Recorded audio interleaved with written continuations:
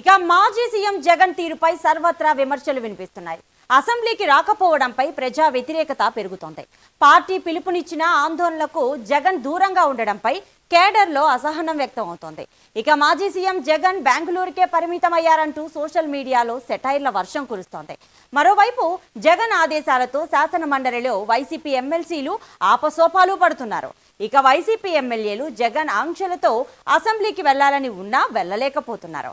YCP నేతలు మాత్రం ధర్నాల పేరుతో రోడ్ల మీదకు వచ్చి హడావిడి చేస్తున్నారు. ప్రస్తుతం ప్రెస్ మీట్లు పరామర్శలకే జగన్ రాజకీయం పరిమితమైంది. ఇక దీంతో ఇంటా బయట వైసీపీ అధినేతగా వ్యతిరేకతను మూటగట్టుకుంటున్నారు.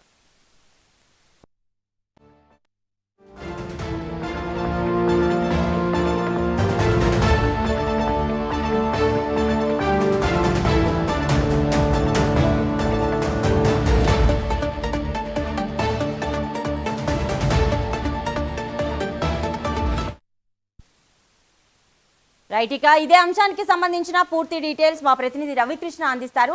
రవికృష్ణ, చెప్పండి, జగన్ మొత్తానికి కూడా బెంగళూరుకే పరిమితం అయ్యారు అన్న సెటైర్లు కూడా ఎక్కువగా వినిపిస్తూ ఉన్నాయి.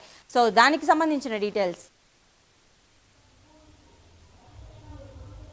ప్రతిభ, ఏది ఏమైనప్పటికీ కూడా జగన్ అయితే మాత్రం ప్రధానంగా ఆయన బెంగళూరుకే పరిమితమయ్యాడు. ప్రజా సమస్యల మీద పోరాటం చేసేటువంటి పోరాట పటిమైతే ఆయనలో లేకుండా పోయింది అని వాళ్ళకి సంబంధించినటువంటి పార్టీకి సంబంధించిన కార్యకర్తలే నాయకులే పెద్ద ఎత్తున కూడా ఆరోపిస్తున్న పరిస్థితి అయితే కనపడుతుంది.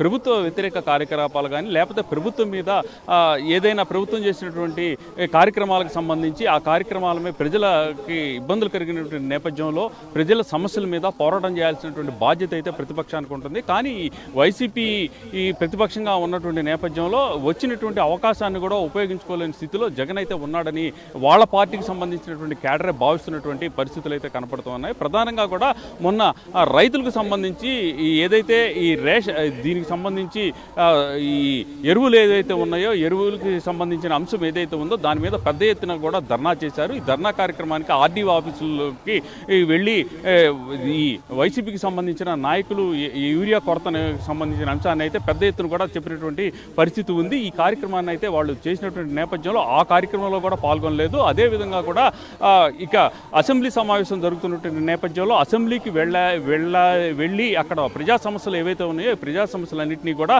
పెద్ద ఎత్తున ఫోకస్ అయ్యేటువంటి పరిస్థితి ఉంటుంది. కానీ జగన్ తనకు ఆయన ఎమ్మెల్యేలకు అసెంబ్లీకి వెళ్ళాలని ఉన్నప్పటికీ కూడా ఆయనైతే మాత్రం వెళ్ళనీయలేనటువంటి పరిస్థితుల్లో మాత్రం ఎమ్మెల్యేలు కూడా లోపల అంతర్గతంగా బాధపడుతున్న పరిస్థితి కనపడుతుంటే వచ్చేటువంటి ఒక సువర్ణ అవకాశాన్ని కూడా వదులుకుంటున్నామని వాళ్ళైతే భావిస్తున్నటువంటి నేపథ్యం. దీనికి తోడు ఏదైతే ఇప్పుడు దీనికి సంబంధించి మెడికల్ కాలేజీకి సంబంధించిన అంశం ఏదైతే ఉందో ఆ అంశాల మీద పోరాటం చేస్తున్నటువంటి సమయంలో కేవలం ఆయన ఆజ్ఞలు వేయటమే కానీ వాటిల్లో ఆయన పార్టిసిపేట్ చేస్తున్న పరిస్థితి లేదు. కేడర్ ఏదైతే ఉందో ఆ కేడర్కి మాత్రం ఆయన అయితే ఊరికనే ఆజ్ఞలు అయితే వేస్తున్నారు. దానికి అనుగుణంగానే వాళ్ళైతే మాత్రం రోడ్ల మీదకి వచ్చి ధర్నాలు చేస్తూ ఉన్నారు. అలాగే నిన్న కూడా చూసినట్టయితే మాత్రం అసెంబ్లీ దగ్గర ఎమ్మెల్సీలు ఎవరైతే ఉన్నారో ఎమ్మెల్సీలు అయితే మాత్రం మెడికల్ కాలేజీకి సంబంధించి హడావిడి కూడా చేసినటువంటి పరిస్థితి కనపడింది. అయితే ప్రధానంగా కూడా నాయకుడు అనేవాడు ముందుండాలి, ఆ తర్వాత కేడర్ నడిపించాలి. కానీ ఇక్కడ పరిస్థితి దానికి భిన్నంగా ఉంది.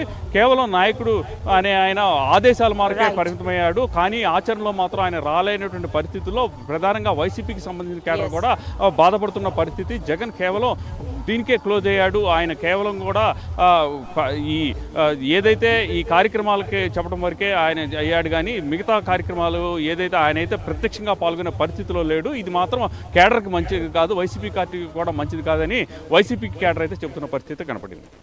Right Ravikrishna, thank you.